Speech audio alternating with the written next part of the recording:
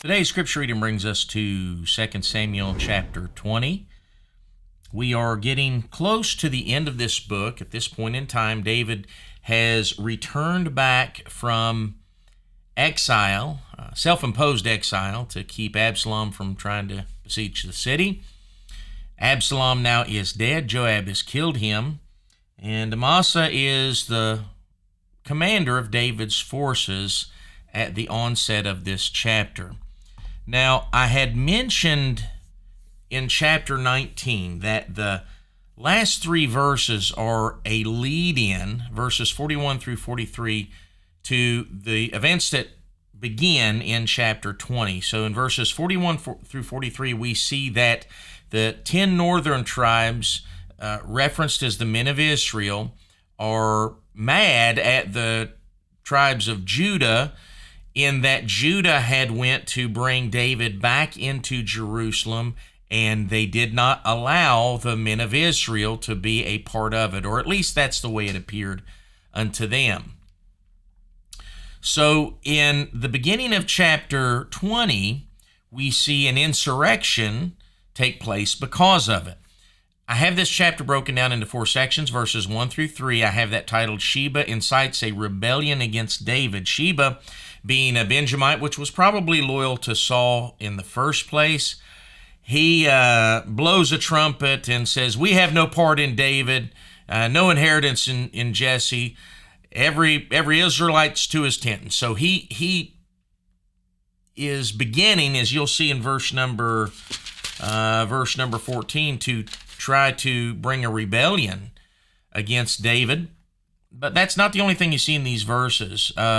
We see the split there between the 10 and the 2. Every man of Israel went up after David and followed Sheba, but the men of Judah clave unto their king.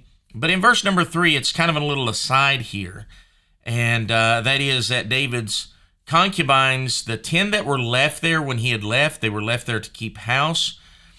They are gathered back up, and they are taken care of. They are fed and everything, but David does not go into them anymore, because if you recall, these 10 concubines, Absalom defiled upon the rooftop during that insurrection.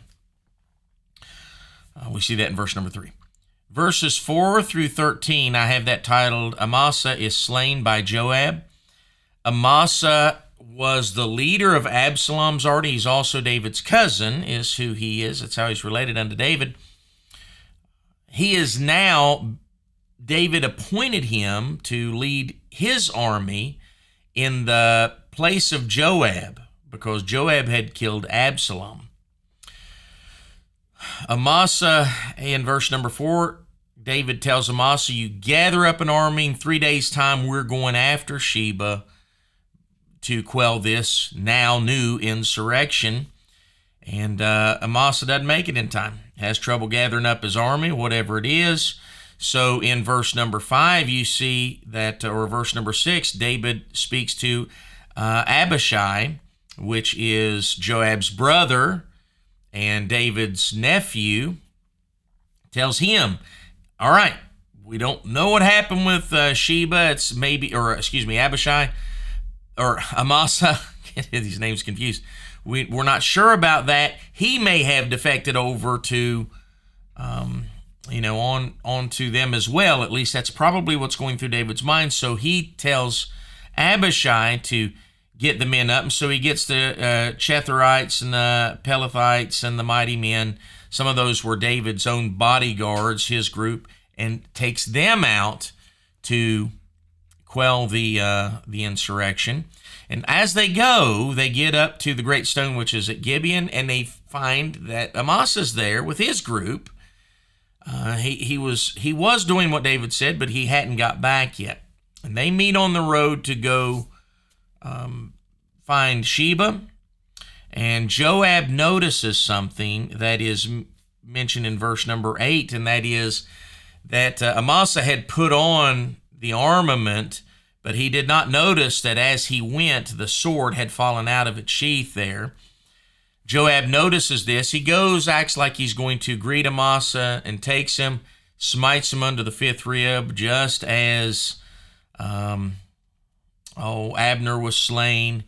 And Joab's brother was slain by Abner, that whole under the fifth rib thing. So he smites Amasa under the fifth rib and lets him lay there to bleed out. When the army comes, Joab and Abishai are getting ready to go fight, but then everybody stops because Amasa's just laying there in the middle of the road. So they take him, they pull him off to the side, they throw a sheet over him, and then one of David's loyalists had cried out, and he said, there in verse number 11, and one of Joab's men stood by him and said, "He that favoreth Joab, and he that is for David, let him go after Joab."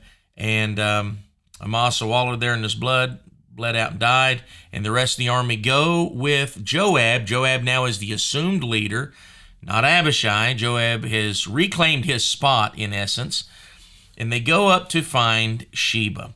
Verses 14 through 22, I have that titled, Sheba's Rebellion Loses Its Head. Joab and the army get to a place called Abel. They're in Beth Makkah, is maybe how you say it. It's as good as any without looking it up. He gets up there. Sheba has gone and walled himself in, and they're getting ready to besiege the city. And a wise woman comes out, says, "I want to talk to Joab." Joab comes up and he says, "What you want, lady?" And the lady says, "What are you doing? Why are you doing this to us?" And he said, "Look, we don't want you. We want him." And she says, "All right." And you see it right there in verse number 21. Joab tells her, he says, "Deliver him, and we'll leave you alone." She says, "Behold, his head shall be thrown to thee over the wall." She goes in, consults with everybody. They take Sheba, cut his head off, toss it over the wall. Joab said, "That suits us just fine," and he leaves. And then lastly, this chapter is closed out in the last few verses here, verses 23 through 26.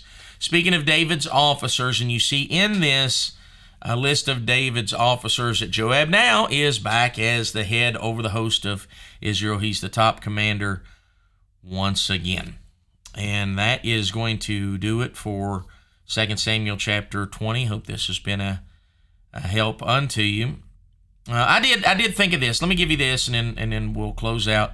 During Sheba's rebellion, I thought of what Jesus had said in Luke chapter 14. He gave a few different illustrations. He says, who intends to build a tower and setteth not down and counteth the cost? And he gives this other one, what king going to war against another king setteth not down first and consulteth whether he be able to meet 10,000 to meet him, come against him?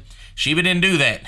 Sheba didn't count the cost. He didn't see if he had enough for this rebellion to work out, and because of that, it ended miserably for him. That being said, that's 2 Samuel chapter 20. Hope it's been a help to you. God bless. Lord willing, we'll see you soon.